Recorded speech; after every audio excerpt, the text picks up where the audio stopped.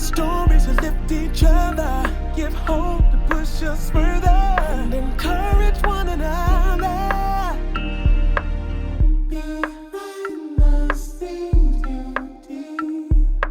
Sherri Shepherd reminds us to hold on to what you know God showed you, because it will surely come to pass. This Chicago native is a stand-up comic who later rose to sitcom stardom with shows such as The Jamie Foxx Show, Suddenly Susan with Brooke Shields. She's done guest starring roles on NBC's 30 Rock playing Tracy Morgan's wife. She played in director Lee Daniels' movie Precious, as well as the hit movie Beauty Shop. She was also the co-host on The View, where she earned an Emmy. She's also been the co-host on Dish Nation. She even has her own podcast called Two Funny Mamas she does with her best friend Kim Whitley. And just when you thought it couldn't get any better, she got her own talk show called Sherri. Sherri is a testament that it's never too late to live your dream. All right, so we're here for another episode of Behind the Scenes Beauty, and I have with me the amazing comic. She's an actress, and now she is a talk show host, the amazing Sherri Shepherd. I love this. Thank you. Thank you. And I tell you, you got my dressing room all changed up. Yeah. And I'm kind of thinking I might keep everything the way you have it. I just feel like it's just something you could have done a few more little tweaks and things. Like what? I mean, I feel like it looks pretty good. I feel like, why don't we put... Ow. Yes. And of see, course. and also it should bring back memories, because The View, this is what I got from The View. Yes. Your stomping ground. Yes, I love it. Yes. But Jeffrey, mine is broken. Can you see when my Emmy is broken? How did that happen? Because when Jeffrey was 6, he was playing basketball in the house, and I told him don't play basketball in the house, and he did it, and it fell against my Emmy, and it fell on the floor and cracked. Let me tell you about these Emmy people. They don't be giving you no replacements. I will keep that in mind for when I finally get mine. You did, because I called customer service. I was like, hey, Emmy customer service, can I get a new Emmy? She was like, no. Oh, my God. You better Gorilla Glue it. So. Okay, and we know if it work on hand. Okay, so that's my little Emmy. That's my Emmy story. But that's all right. We love it. And love it. You worked hard for it. You deserve it. I know. Okay. So Sherri, here on Behind the Scenes Beauty. Yes. I love to hear people's come up stories. I love to hear what people went through to get where they are. So many people may know, some people may not. Where do you come from? What was growing up like for Sherri Shepherd? Grew up in Chicago, and I think I was always really a funny girl. Okay. Like my family in Chicago, we would get together and we would have like the Shepherd talent show. And everybody who had any kind of talent, it was like a variety show. Uh-huh. And I don't know, see, you young. We used to have something called the California Shake, and you doing and I would always do the California Shake, but I would make and that was my talent.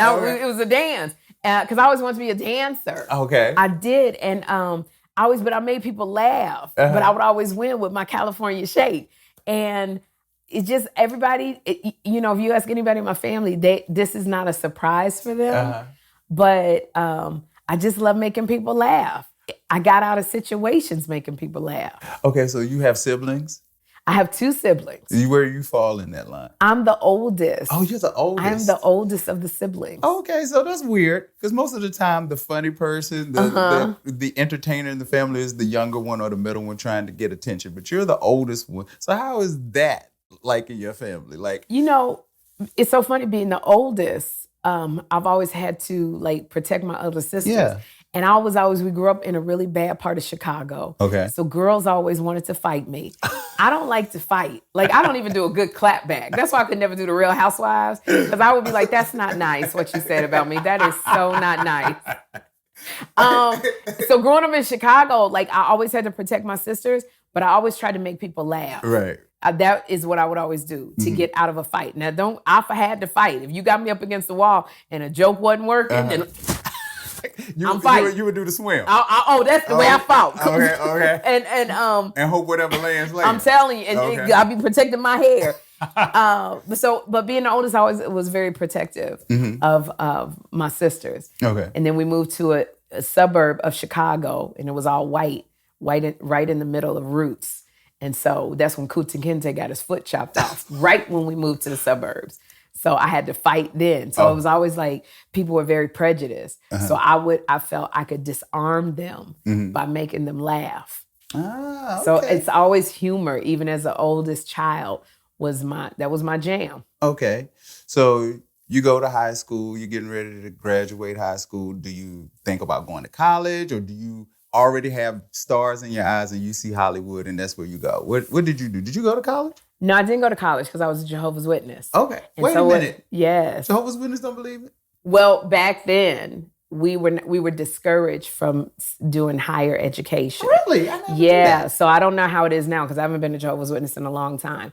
But back then we were discouraged from, because it was about going to field service, and so I had the grades and I could have gone to college. I was an A plus B minus student, but I couldn't go to college. So I always wanted to. So literally after graduation, it was like, I was looking at going into pioneering. That's what it's called as a Jehovah's Witness. You're a full-time pioneer, full-time, knocking on the doors. And so that didn't work out for me. Even still, like my dream would be to get my degree from a Spelman or a Howard University from an HBCU. Well, you know what? You might get an honorary. You're working on it. I would love to get an honorary. I would love to get an honorary Delta. I would love to get an honorary degree. It's coming. It's coming. I feel like you be manifesting stuff. Oh my gosh, so I sure am. Okay, so so what takes you from not being in the what did you call it? But being a Jehovah's Witness. Yeah. So how do you go from being a Jehovah's Witness to doing comedy? We moved my parents got divorced and we moved to California. So because my mom used to be a stay-at-home mom, now she had to go work a couple jobs. So we weren't able to go to the Kingdom Hall. You kept me out there Kingdom Hall, that's when I got buck wild. I learned about boys. I think I was 17 and I was like, what a boy! And I was wild child. When I tell you, Derek, and we moved to California. Oh my gosh. What part of California were you in? The Valley. We lived 10 minutes away from Michael Jackson. I used to sleep outside his house. Like when Michael and anybody, Katherine Jackson, LaToya, when they came out of their gate, I was there with a bunch of other girls staying outside his gate. Now we still went to the Kingdom Hall. It's called not being active. So we didn't go out and service and do all of that stuff. Do you know Michael Jackson and the Jacksons? We all went to the same Kingdom Hall. Are you serious? Michael would go be in the library when we had our services. But Janet and LaToya and Catherine, we were all at the same Bible study. Isn't that funny? That is funny. So Reevie would always ask me when I was on The View. She came on The View one time and she called me. She said, when are you coming back home? Which is, when are you coming back to be a Jehovah's Witness? So, once we got out of that, I became a legal secretary. I went to legal secretary school, and I got my little certificate. And one day, the legal secretaries, I said, let's just go do something, because we would go home and go to bed at 8:00. And I said, let's go do something fun. And they were like, okay, whatever you pick. So I picked. We went to Sizzlers, all you can eat. Yeah. And we had the garlic cheese toast and all you can eat shrimp. And then I had bought tickets for all 8 of us at the Comedy Store on Sunset Boulevard.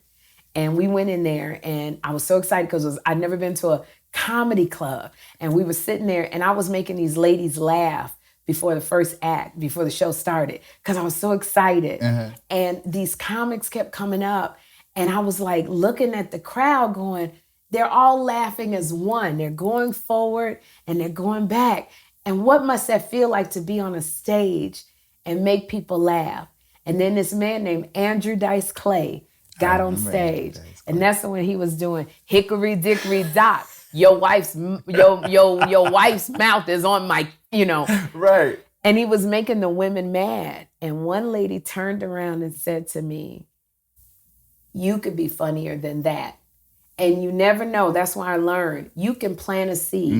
Your words are so powerful. You can plant a seed in somebody's life or you could tear down. That's true. Just the power of the tongue. And she planted a seed in me. And then Eddie Griffin got up and he killed. And I was just like, how do I do that? Okay, so where was your first open? Did you start out open mic night? Is that I what went you did? I told all of this legal secretaries I want to do it, and 7 of them said, don't do it. They said, you make $42,000 a year. That was the money, boy. $42,000 a year. That was with overtime. They said, you make $42,000 a year. You got your Christmas club money. Yes, You're going to get a Christmas good club. pension. Like, it take you 10, 20 years to make it in that business. You're going to have to struggle. But one woman, Danetta McKinney, said to me, the last legal secretary I called, she said, but if you don't try it, how would you know? We're at a little house party in LA. That's Danetta McKinney. That told me to try stand-up when everybody told me not to. No, it literally, because when we went to the Comedy Store, all of the legal secretaries said to them, do you think I could do it? They all said no. And she said, if you don't try, you'll never know. And because of Danetta, who, by the way, because of me, quit her job and moved to Arizona to become a real estate agent. She always wanted to do that. She's one of the top-selling real estate agents. Listen to y'all encouraging each other. Okay, but I just... I didn't have any money because they was always garnishing my check. Because as a Jehovah's Witness, I thought that Armageddon, the end of the world, was gonna come. So I never paid none of my bills. I didn't pay no bills. So they was always garnishing my check. And they did. And so because they garnished my check, because I thought the world was gonna end. So I was like, why am I paying my bills? Right. I couldn't afford to go to. Oh my God! I did. Isn't that crazy? I couldn't afford to go to. That's why I went to jail for 8 days. But I couldn't afford to go to comedy class because it was $600. So all of the secretaries who told me not to do it gave me the money to go to comedy class, and I went 6 weeks and took comedy classes, and I did my first at a comedy club in the Valley, in the San Fernando Valley. And everybody from the law firm came to see me and support me. And once I got on stage and I heard that first laugh, I had my hair in 2 pigtails with bows on the end. I had bobby socks, white socks with some Mary Jane shoes and overalls. I was such a nerd. But when I heard the first laugh, it literally was like I was addicted. So putting together the material, how did you know?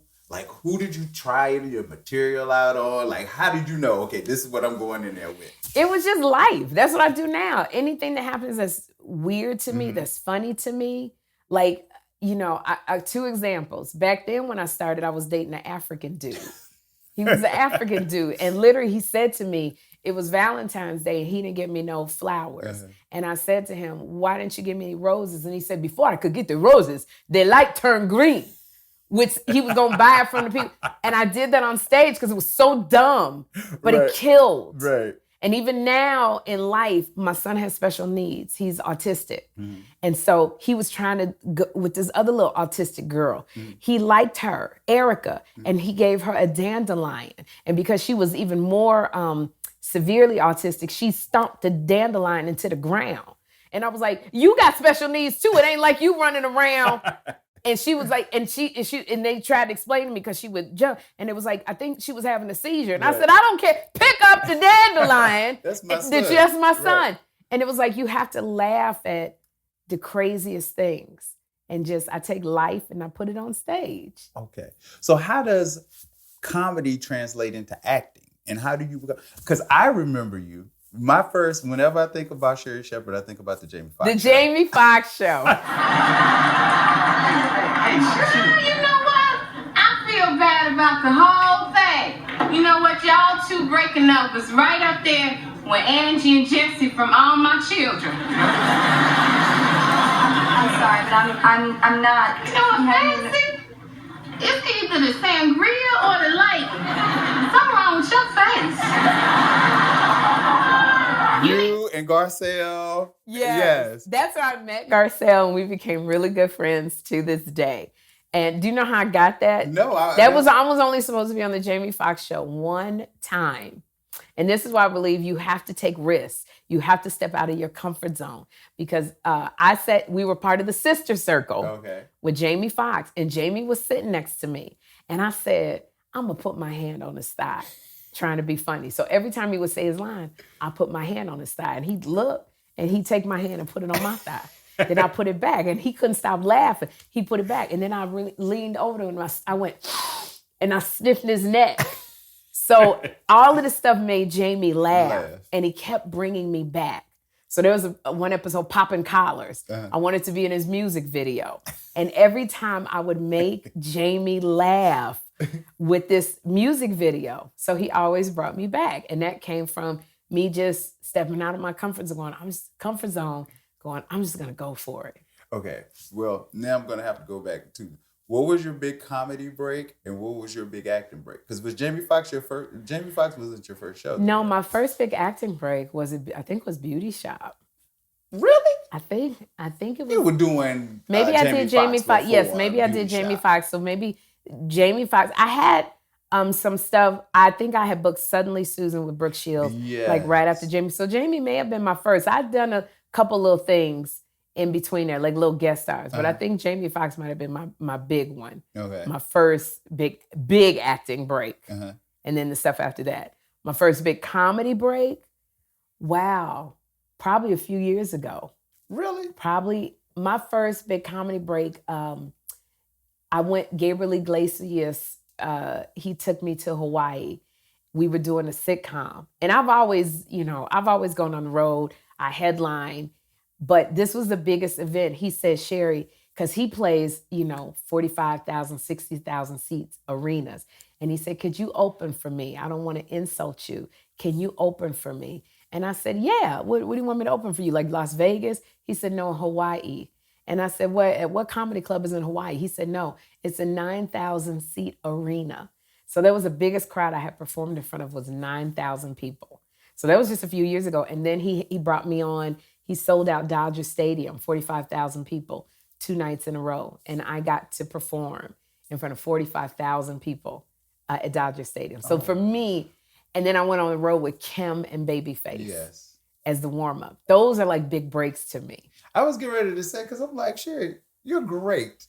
So I'm like, this is stuff that's so far. I know. Why does that feel like a big break to you and the other stuff? Not to say that it doesn't, but because that's what I getting ready to do this interview and I was thinking about you. I was like, did Sherri realize how famous she is? Like, you don't ever, I don't think you take in. I don't think you take in who you are. I know I still get on the subway and people say when I post that I'm riding the subway and they go, you can't, Niecy Nash comment. She was like, you are a television host. You are a star. You don't ride on no damn subway. And I go, but don't nobody recognize me, Niecy. Like, nobody recognizes me. Like, I get people who, if I go out of town, right? Like if I go to Iowa, right, they don't see no celebrities. But for the most part, Derek, I just am so regular. So I know that I'm a celebrity, but I still think that. But like, and it ain't like it's new to you either. Just no. Because I'm like, you've been in Oscar movies, you've been in Precious, you've been in comedies like Beauty Shop. So I'm just like, she don't realize she real famous. But when you get to know you don't, none of that. None of that. I just don't think of myself as famous. I mean, like, don't get me wrong. I know that I'm a celebrity. You do realize you got a picture on the side of this building. And I know, and I stare at it. Sometimes I'll take the train. I will take the subway here and go stand in front of it and look up at it and go, oh my gosh. Like, I have a talk show with my name on it. You know what killed me one time when I was like, I think I'm big. When Whoopi and she took me to her house. And we were taking off our makeup together in the bathroom, in the mirror. She gave me some kind of cleanser, and we were taking our makeup. And I said, I'm standing next to Whoopi Goldberg, cleaning my face. Like, I looked and I was like, that's Whoopi Goldberg. Or things will happen when the phone ring and I go, hello, and then you'll have a person going, hi, Sherri, this is Oprah. Right. And I'm talking to Oprah for an hour. Like, then I go, oh my gosh. This person knows me. Or when I look at a text from Robin Robinson, she's like, so when we going out? And I'm like, ah! But why? I'm still confused. Because we haven't even gotten to The View yet. You ain't new to a talk show. You was on there. You got an Emmy for it. I know. So why? Okay, so let's go back. So how did The View even happen? How did you get on The View? When I tell you, I have been, my publicist had been trying to get me on The View for so long. I was doing a sitcom called Less Than Perfect with Andy Diggs, Zachary Levi, who is Shazam. He plays Shazam. A woman named Andrea and a woman named Sarah Rue, Eric Roberts, who's Julia Roberts' brother. So it was a lot of stars on there. And they had all gone on The View to be interviewed. They had all sat on the couch with Barbara Walters. They would not book me. They said they didn't know if I could sit on the couch and talk for 5 minutes. And I could never get booked on The View, no matter how much my publicist tried. But this is where you don't give up. Every day she was calling, going, come on, you got to book Sherri. The answer was no. I think we did like a fashion show, and they let me do the fashion show. It was an ABC fashion show with their shows, but I never sat on the couch. And it just so happened that when Johnny Cochran passed away, Star Jones had to leave to go to the funeral. And that was the day that my publicist had called. And they said, if Sherri can get on a plane tomorrow, she can fill in for Star Jones. Now, mind you, I was on bed rest because I was pregnant. I was on bed rest and it's under strict doctor's orders that I could not get up and do anything. So when they told me that, I asked my OBGYN, I said, can I get on the plane? And she was like, you don't want to go into labor. You don't want to. And I said, but will I go into labor? She said, I don't think so. I booked my tickets and I came. They wheeled me out in a wheelchair right up until I had to get up and walk out with the ladies. I was in a wheelchair. And that's when I did it. And then what happened was when I filled in for Star, Joy Behar liked me so much. She told them whenever I go on the road and have to do a stand-up date, I want you to call Sherri. So as soon as I got back home and got back on the couch with my pillows, they called me again and said, Joy's out of town. Can you get back on a plane next week? And that's how it happened. And so it was they asked me to do the show and I said no, because Star was still there, all of that. I said, I'm not doing that. Right. So Barbara had stopped asking me to do it. So I didn't do the show for like a couple of years. But then when they asked me back, it was a big deal. What had happened was Rosie O'Donnell got into a fight with Elizabeth Hasselbeck. He fought me. I told a fact about him. He didn't like this conversation. He went crazy. I was in the middle of this conversation. You an opportunity. You don't give me anything. You don't have to give me. I asked you a question. I asked you a question. You wouldn't even answer it. You didn't answer your own question. Oh, Elizabeth, I don't want. You know what? You really don't understand what I'm saying? I understand what you're saying. Let's go. I understand what you're saying. Come on, that's it.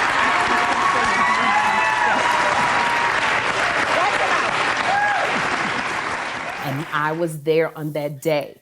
And I remember. So you were just guest co-hosting that? I was guest co-hosting. So you weren't an official host at that time? Oh, I wasn't official. Oh. It was going down that day. I knew it was like tension was brewing already between Elizabeth and, because you know everything. Well, y'all, when Hot Topics was Hot Topics, when everybody gathered together. Yes. I don't know if y'all do it. No, we do it now. Oh, now the ding dong the witch is dead, is gone. Okay, now y'all back together. Good. We back together again. Because, you know, in Hot Topics is where you bond. That's where you talk about the hot topics you're going to do. And you know that's what stuff go down in Hot Topics. Mm-hmm. And all I remember that day is everything like Elizabeth said. Rosie was like, I don't know, Elizabeth, why? And I was like, what's going on in this room? Uh-huh. And it was so much tension. And as we got up to the top, I will never forget this. I said to Karen and Rebecca, it was so much. Which are the makeup artists. Which are the makeup artists on The View. And it was so much. I said, I need somebody who's speaking tongues. Like this is where I need some the spiritual warfare. So I said to the two black women that I saw, which was Karen DePeach and Rebecca Borman. I said, do any one of y'all speak in tongues? And here's Karen. Girl, you don't speak no tongues. I don't be talking that stuff. I don't even know if I went to church. And I said, y'all, two black women. Rebecca was like, what is that? Nobody speaks in tongues. And then when I should have been there at the time because I speak. You should have been there. I should have been there. But them two black women failed me as black women. We went out there and sat at that table. And the next thing I know, it just got crazy. Oh my They God. got to arguing about something going on. And I said, and me and Joy was looking at each other like, because the audience was looking like, oh my God. So me and Joy are looking at each other like, what is going on? And I tried to lighten it up and I grabbed Rosie's breast on the show. And when I tell you that commercial break came, and it was just like, it just was horrible. So what I did not know that they were testing out me and Kathy Griffin. So they didn't know which day to give us. They didn't know which, and I ended up getting the day that Rosie and Elizabeth fought. Kathy got the next day, and they didn't want to talk about it, none of the women, but Kathy kept bringing it up. They liked me, Barbara Walters and Bill Getty. They liked me because everybody kept saying, CNN, we're going to fly you out. We want to interview you about that day. ABC News. And I kept saying, my name is Bennett, and I ain't in it. And I was not talking. And they liked it that I kept my mouth shut, that I was discreet. So they came back to me, and I picked up the phone, and Barbara was like, hello, dear, this is Barbara Walters. We want you to join The View. And I had to step out on faith. I did. I took my son and... Did you cry? Because I mean, I would have probably been somewhere in tears, because that's Barbara Walters. Barbara Walters, I couldn't believe it. I was just like, oh my gosh. And I didn't want to do it. Eddie Murphy told me I should do it. Why you didn't want to do it? Because I was like, I was a Jehovah's Witness. We didn't vote. Jehovah's Witnesses don't vote. So it was like, it was political. I didn't know nothing about politics. Right. I done already told you, I don't like confrontation. I don't like fighting. Right. That's what they be doing on The View. Right. Confrontation, I don't like that. I don't talk back to my elders. Right. Okay, everybody on the show was older than me, with the exception of Elizabeth. Talking back to Barbara Walters, Right. talking back to Whoopi, like everything that scared me, I had to do every day. Right. I had to face my fear and do The View. And literally, I had to even learn how to negotiate my money, because I was supposed to start the day Whoopi started, and I didn't, because they told me they wouldn't give me the money I asked for, and I walked away. And I said, so Whoopi came out, and there was an empty chair next to her, because I was supposed to have been there. Oh, wow. But I walked away, and I said, I deserve more money. And I learned to work with women, because Rosie O'Donnell actually helped me negotiate my salary. And if it hadn't been for Rosie, I wouldn't have gotten the money that I was supposed to get. Oh, wow. So I learned that. I learned from that and other incidences, whenever you get an offer, say no to the first offer. And that's a faith walk right there. That's a faith walk. Now, that's the thing. You have to be willing to walk away, but you never know what you're worth unless you're willing to walk away and see what you're worth. Because most times, the first offer, they have more money. Yeah. They're just offering you that. And if you say no and you stick to your guns, more than likely they will give you more. But even if they don't and you say, okay, I'll take it, you've learned to stand your ground. Right. And then you stand your ground again. And then you stand your ground again. So The View taught me a lot of things. The View taught me when it's time to leave. You got to step out on faith and trust that better is going to come. Okay, so let's talk about you leave The View. And were you scared? Were you like, I'm leaving this? Because The View is a major platform. What I've learned, it's such a major platform. It's a major platform. It keeps you having a voice. Yes. Some people have wanted to keep on it because they knew once they leave that platform, they won't have a voice. And they don't have a voice. Yeah. So some people don't care. What was it about leaving for you that made you feel like it's something I got to do? Because I felt like my time was up at The View and I wanted my own talk show. So you already knew in then? Oh, since I was 5 years old. I used to stand in front of my dolls with a toilet paper or a paper towel roll. Mm. And I would put them in front of my dolls and talk to them. I always, I didn't know I wanted a talk show at 5. I just knew I was supposed to be in front of people talking, which is what I do when I do my stand-up. But I knew when I wanted to leave The View that I wanted my own talk show. And everybody on my team said, that's a bad move. This is The View. You have been there. You're making great money. I was. It takes a year or two to develop a talk show. We got to go pitch. They were like, stay with The View. And I said. And this already has a built-in audience. It has a built-in audience. Absolutely. There. My money that I was making so much money doing stand-up. I was making so much money doing appearances. The View did a lot you had for your me. Wig line at I the had time. A wig line. I had 2 books. One which was on the bestseller list. Uh-huh. So The View does a lot for you. And everybody was like, don't leave. And I said, and Barbara had left that year. And I said, I think I've gotten all I can get. And I knew if I didn't leave then, I would never have left The View because it would have been too scary, because it would have been stability and the money. And that's no judgment on anyone. But for me, I knew I had, and Whoopi had said this too. Whoopi has said to me, you're going to have a career beyond The View. Mm-hmm. Always know that. because Whoopi got me out of a lot of trouble that I would have gotten in with different topics I wanted to talk about. Right. And she would always say, you're going to have a career beyond this. And so I knew if I didn't leave then, I was never going to leave because they were going to offer me more money. Yeah.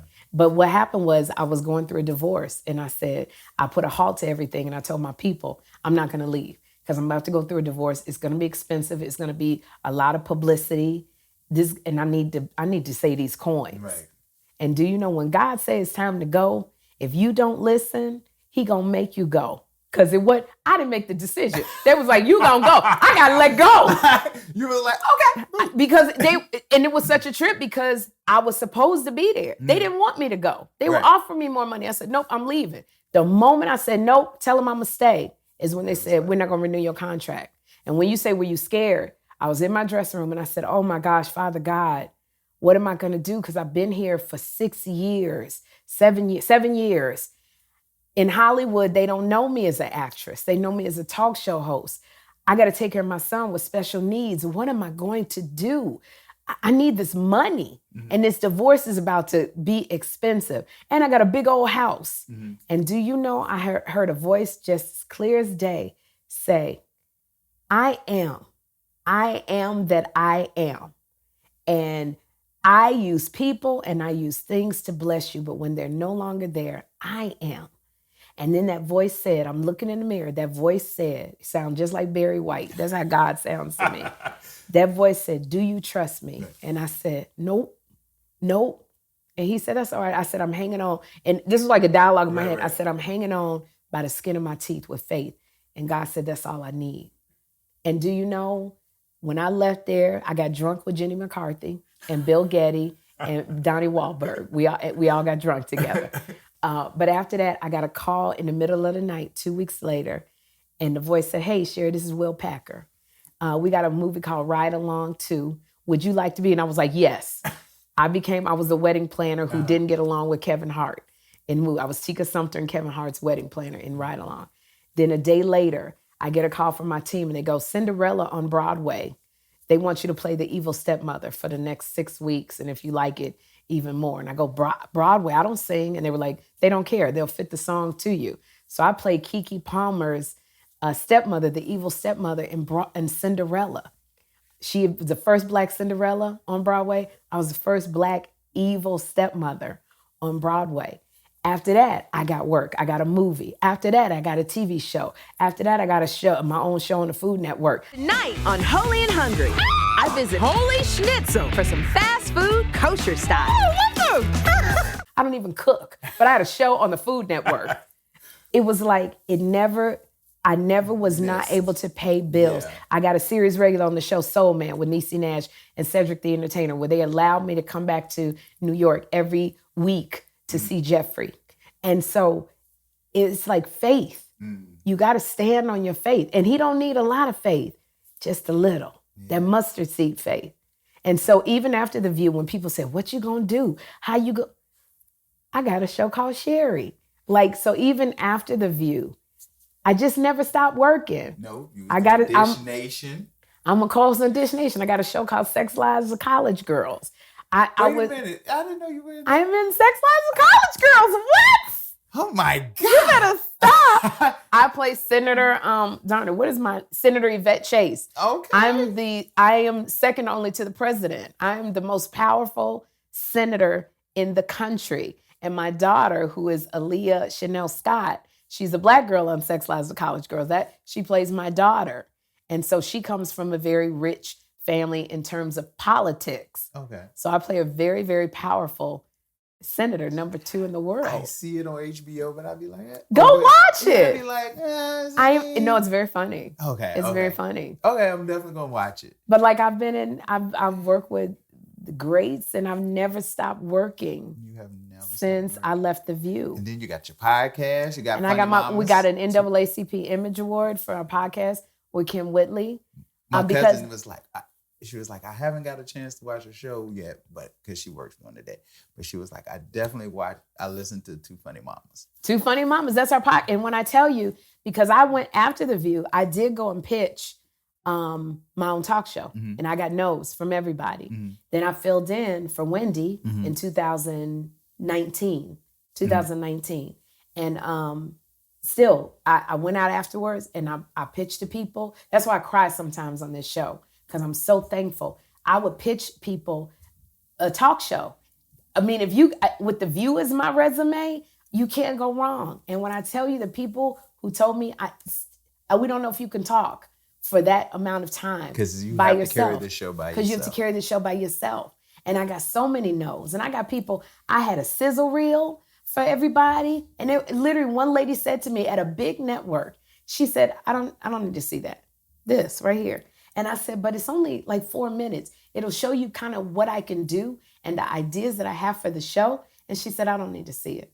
And literally for the entire hour I was there, she told me every reason why I would not do well with a talk show.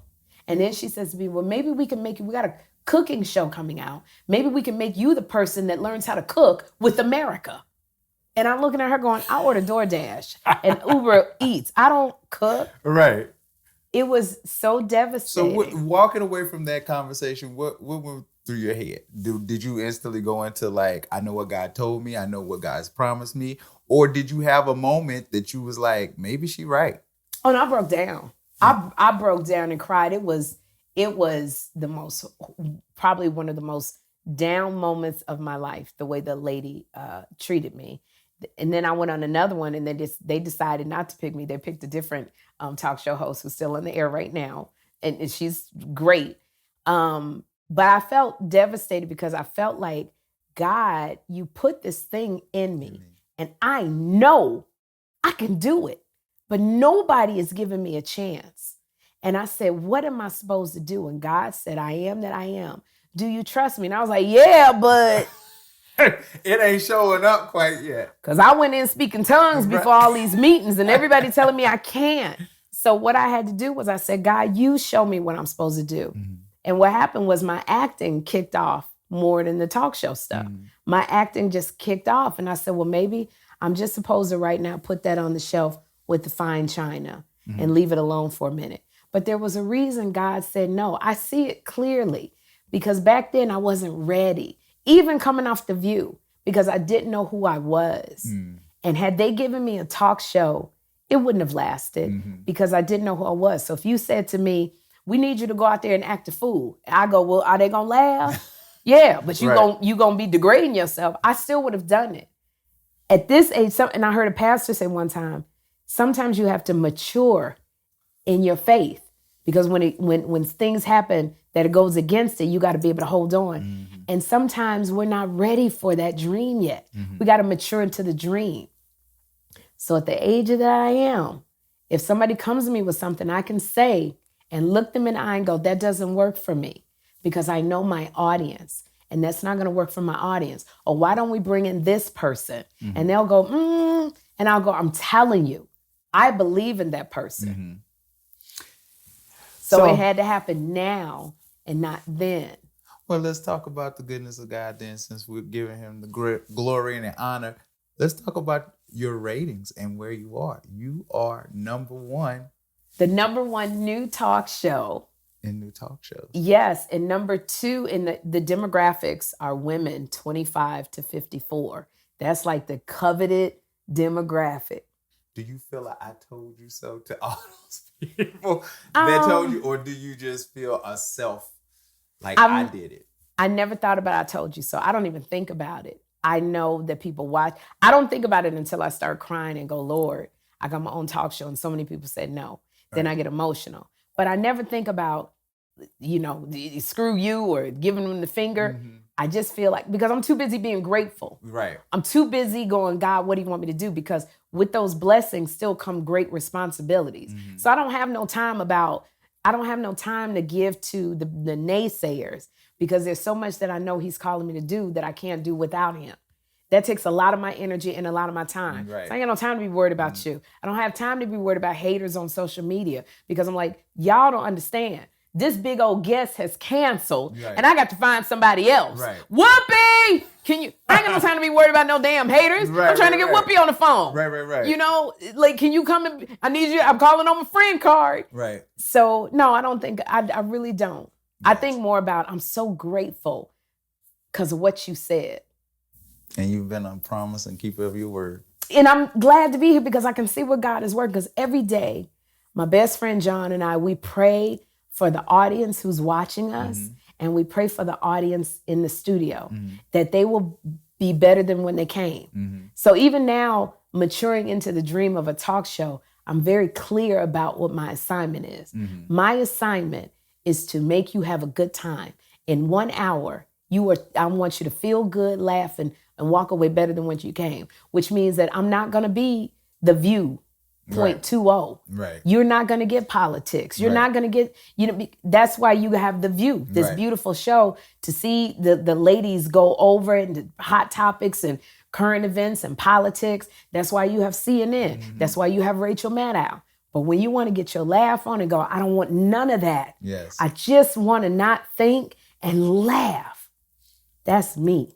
Let me tell you, I enjoyed your very first show, you and Kim Whitley. I really love, look, like you asked me, I really love your skits. I love that. You and Kim Whitley giving away the tickets was hilarious. Yes. And I love The Office, like y'all's version of The Office. I think that is hilarious. The Thanksgiving you making, you making the stuff and then pouring it in the trash, all of that stuff, we laugh. This is the kind of stuff that I love because I'm an actress. A lot of people think, oh, Sherri just got this talk show. I still am an actress. Yeah. So I love, one of my other dreams, I would love to have like a variety show. Like that Black Lady sketch show is just something I would love to do. And so Kim and I were both actresses. So that's the first thing we came up with. What kind of skits can we do that are going to make people laugh? And then with the staff here, I said to them, let your creativity fly. And I said to them, get to know who I am. And then there's where you can get your segment ideas. So if you know who you're working with. So our producer, Patrick, said, what if we do like a show within a show? Sort of like The Office, which is one of my favorite shows. Yes. And I said, have at it. And they came to me with these ideas. Who came up with the part where you go around saying the Trevor Noah? Because was that the first one that y'all That was did? the first one. I love that one too. That was Patrick's idea because it's always office gossip. And so we did a scene where it's like, I just said, Trevor Noah called me, and it got to where I was pregnant by Trevor Noah. And the audience really likes it. Like literally, we take stuff that's gonna happen. We had a big incident where somebody thought they was fat shaming me, and it was all in the news. Yes. I was just reading that yesterday. Yes, and it was like this big deal. And I said to Patrick, with our little show, within a show, I said, I want you to write an episode where somebody calls me fat on the air and it gets in all the tabloids. And now I'm mad because I'm the diva. And now if she called me fat, she called everybody fat. So everybody gonna be working out and trying to lose weight. And I'm just like this whole, I'm the one that's drill sergeant. Sure I said, I want an episode where there's an intern who has to sit, you got to stand in. Yeah. Who's got to sit in for me. And she kind of lose her mind and she thinks she is me. So now she dressing like me. She thinks she gonna take my job. And I got to show the little one. So we come up with so many great ideas. And that's why I wanted to do talk show, like just slightly different from what you normally are used to seeing. Yeah. But I wouldn't have been able to do that 10 years ago. I would have been very scared to go to them with ideas. I would have been very scared to put my foot down and say, no, I know you don't like it, but we're going to do it. Because intrinsically, I know it's going to work. So what's your most favorite, last two questions, this one, and then I have another signature question I do. But what's your most favorite thing about having your own talk show? Having the platform to be able to spotlight people that you may not have seen before. Being able, my laugh lounge, which is something I'm a stand-up. And there are so many stand-up comics out there who are so funny, but they haven't they're not able to come on The View. They're not able to come on Drew Barrymore or Jennifer Hudson or Tamron. And so you make this little corner for them to be able to come on and do 6 minutes. And I'm hoping that with my Laugh Lounge, it used to be when you were on Johnny Carson or Jay Leno, somebody would see you and call you after, like an agent might see you and say, oh, I got a show that you might be good on, just from that appearance. And I'm hoping that a comic that comes on my show, somebody will look up and go, I never knew they existed. Let me call and see if. Right. So being able to have the platform to say, I want to do a dating segment for women over 50. My auntie is older, and she's like, people never on talk shows never do anything for our age. Yeah. We have sex too. That's what, and I said, well, I don't want to know all of that, auntie. She said, it ain't nothing wrong with down there. And she said, so can you have a date? And so to be able to say, not can we, but I want a dating segment for women over 50. Right. I want you to let women over 50 know how they can get back in the scene, because they don't know how to do these apps. Yeah. They don't know swipe left and right and all of it. And we did it. I love having the platform where I could go, there's a woman who makes black dolls with natural hair. I saw that. And she, do you know, when she left the show, 2,000 dolls sold as soon as the show ended.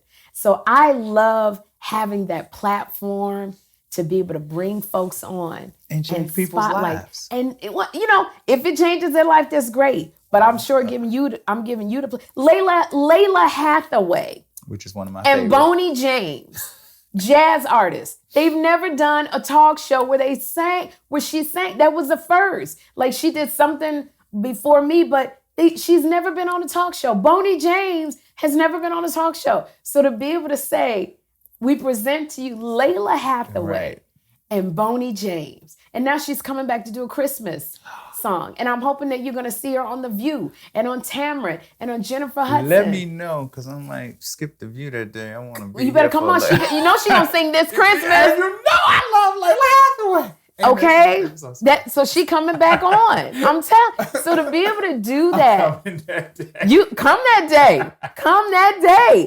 It's like to be able to say, can we get Marla Gibbs on the show and be able to give her flowers and that was beautiful. People that was beautiful. I'm a hip hop head. I love Method Man. Yes. So to be able to say, Matt, can you come on the show? You're all that I need, I'll be there for you. If you keep it real with me, I'll keep it real with you. Loving your whole steed, you be in there, boo. On top of that, you got some good value. You're all I need to get by. Come on. You're all I need to get by. You're all I need to get by.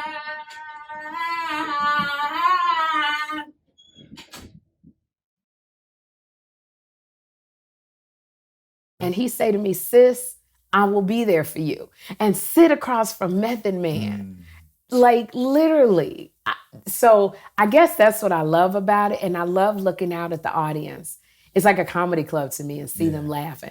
I love doing like Oprah. In between the commercial breaks, I run up them stairs and I hug everybody.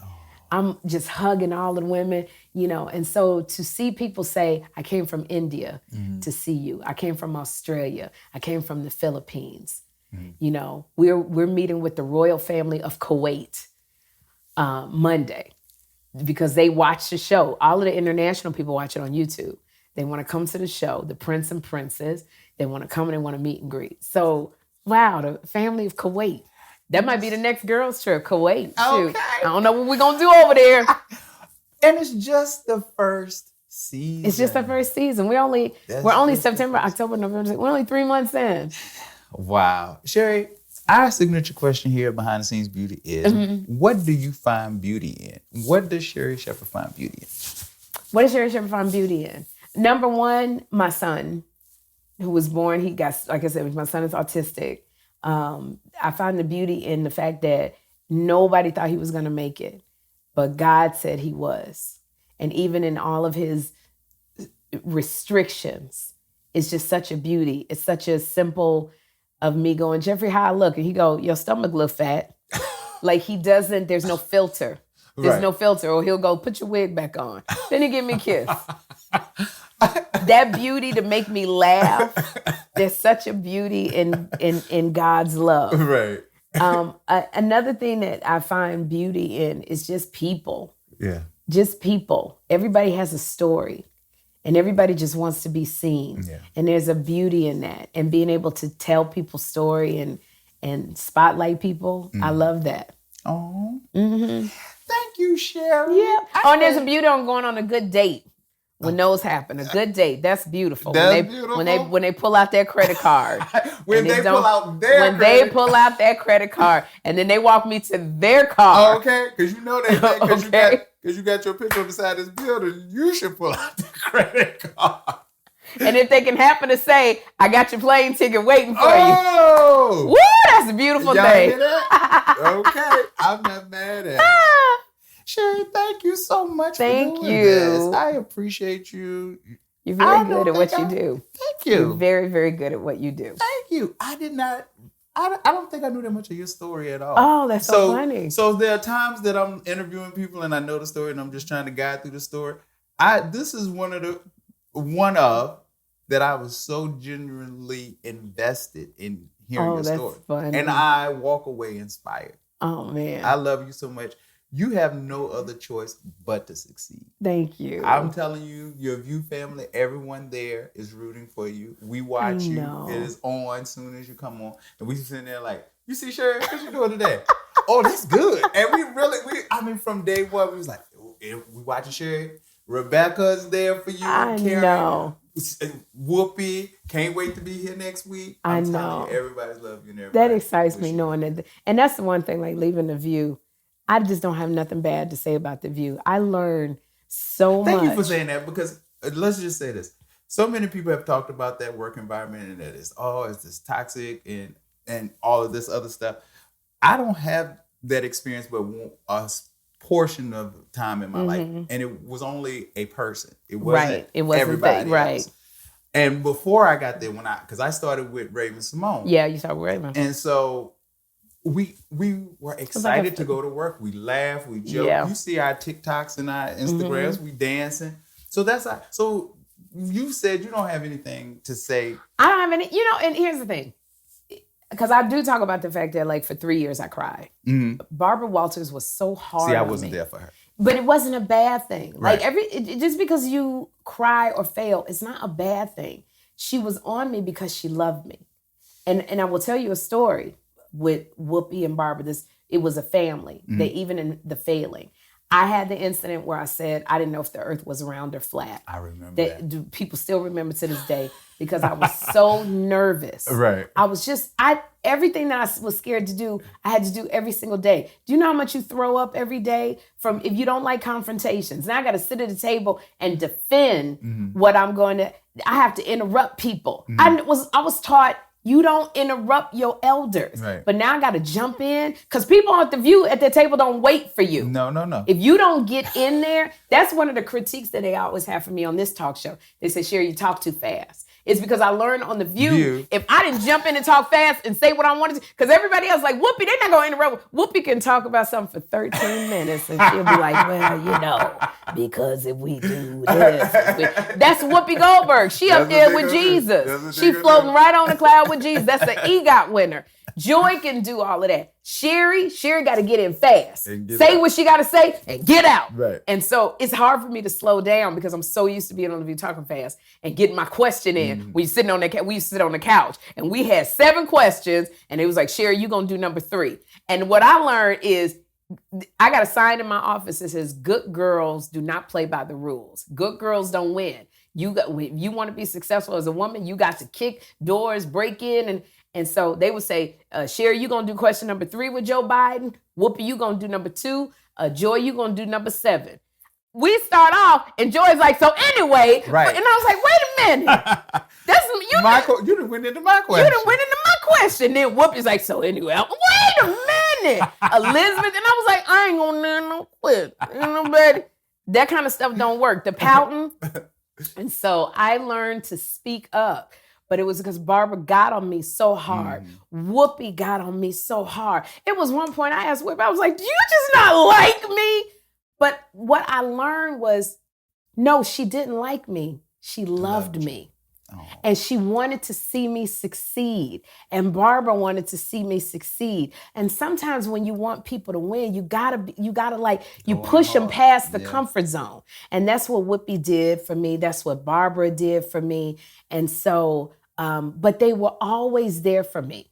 Even though Barbara made me cry at the end when she left, She put her hand on my face and she said, I'm the most proud of you because you did the research, you asked the questions. Because I read everybody's book from the front to the back. I went to everybody's play. I watched every TV show if they were coming on. And she said, you asked the questions and you learned. And she said, dear, I love you. And she stepped on the elevator, and as the elevators were closing, I started crying. And she goes, what are you crying for? And then the elevators just closed. But it was such a family. And there was a time when I remember, and I'll tell you, I filled in, and I remember we would watch Wendy the way y'all watch me. And Wendy said, she said, a paper bag. It was after the incident where I said, I don't know if the earth was round or flat. That's because I was nervous. I never got into a debate about evolution. I learned to question my religion. I learned that from Barbara. Is that where you sort of switched from? Yeah, wow. Because when you're in a bubble, that's why you got to hang out with people you don't know. True. That's why you must hang out with people who are not like you. Right. When you go to the same church, you learn the same thing, then you got the same view. Yeah. And you've never met. And so literally, evolution. We didn't come from monkeys. Right. Well, why? How do you know that? I don't know. My pastor said it. So when they kept asking me, I was so nervous. And I guess I said the earth, I didn't know if it was round or flat. And I got all kinds of flack. Bill Maher said I should be fired with the stupid stick. Bill O'Reilly called me a pinhead. And Wendy said on the air, she said, Sherri could be replaced by a paper bag. And I remember breaking down in tears. I cried, and they told Whoopi. And when I tell you Karen Johnson ran in that Hot Topics room, she swung my chair around, and she said, let me tell you something. Barbara Walters hired you. If she didn't want you, she would not have hired you. You are smart, you are fierce. And then she said, turn the TV down. And then they turned the TV down and she said, look in my eyes. And I said, I can't. And I was crying and I said, I can't, you got the sunglasses on. She popped them up and she took my hand and she said, you can do this. And that's the kind of stuff I remember from The View, the family aspect of The View. We laughed together. Yeah. I'm still friends to this day with all the producers. I know they love me. They support me. We went over each other's house. Like I said, I'm cleaning the makeup off my face with Whoopi.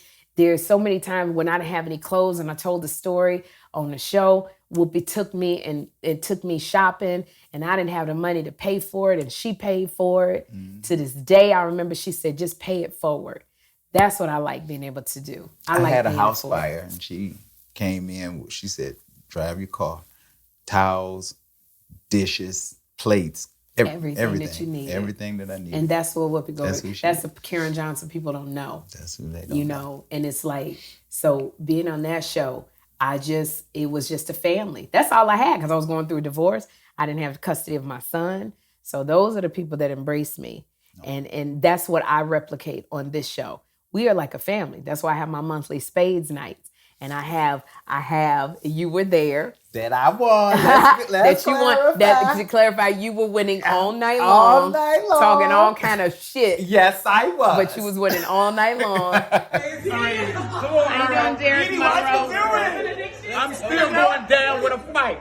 That's what they don't do. But the majority of people were employees of the Sherri Show. Yes. And I believe in we got to have a family. It's got to be a family unit. We're having our first company picnic. Oh. Yes, we're going to have, have you ever had a company picnic? Well, we're gonna have it first. It's the first Sherri Show company picnic. We're gonna have the dunk. You throw the ball and dunk them in the tank. We having a 3-legged race. We having a tug of war. We're gonna have a park. They said we over here and be the I'm telling you, the custodian. We doing it. We playing softball. They said Debmar said I can do everything but have a Ferris wheel at the picnic. But we about to get down. Right. But that's the kind of stuff I love to do. Like I remember from The View, it literally was family, and we were protected. And, we felt like we could count on each other. Yeah.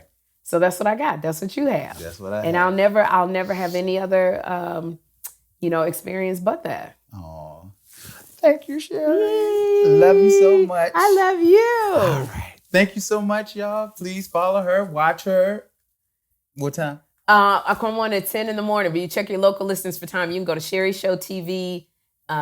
.something, SherriShowTV.com, and it'll tell you where you can watch me. We'll have it right here. And also, if you're ever in the New York area, come be in the studio audience. I'll be in the studio audience All for right. both of our shows. Yeah, yeah. Come to the View. A little easier to get in my show. It's her. Than it is her show. His show. Okay. It's a little easier. Go to her show. All right. Thank you. Goodbye. Behind the scenes beauty.